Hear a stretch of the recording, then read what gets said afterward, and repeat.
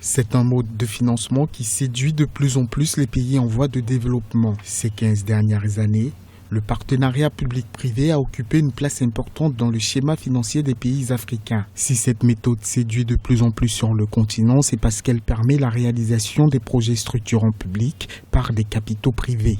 Il y a un vrai sujet que tout le monde met en avant, ce sont les problèmes d'infrastructure. Donc sans infrastructure, il n'y a pas de croissance soutenue et de développement. Donc face à ce constat, les États ont plusieurs options, soit les finances publiques, soit les financements multilatéraux.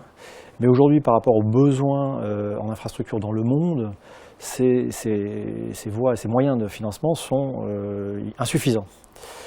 Donc le PPP, le financement par le privé, est une excellente manière de pouvoir satisfaire des besoins en infrastructure sur les transports, télécoms, eau, énergie, qui sont les clés du développement futur de l'Afrique. Ces 10 dernières années, grâce à la mise en place des partenariats publics-privés dans plusieurs pays, ceux-ci ont pu réaliser des grands projets structurants. C'est le cas du Cameroun. Avec l'appui des partenaires privés, ce pays d'Afrique centrale s'est doté d'un port en eau profonde et de plusieurs infrastructures routières. Cela apporte beaucoup de choses parce qu'aujourd'hui, les capitaux privés, bien entendu, se dirigent principalement vers des projets rentables.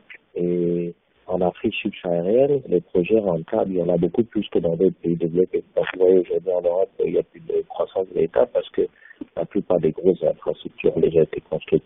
Donc, pour ce qui concerne la zone d'Afrique subsaharienne, donc le pays, les infrastructures de base, pour la plupart, sont encore à construire. Et beaucoup de ces infrastructures, que ce soit dans le domaine énergétique, dans le domaine des routes, dans le domaine du transport, dans plein de domaines, restent encore des projets rentables au niveau primaire.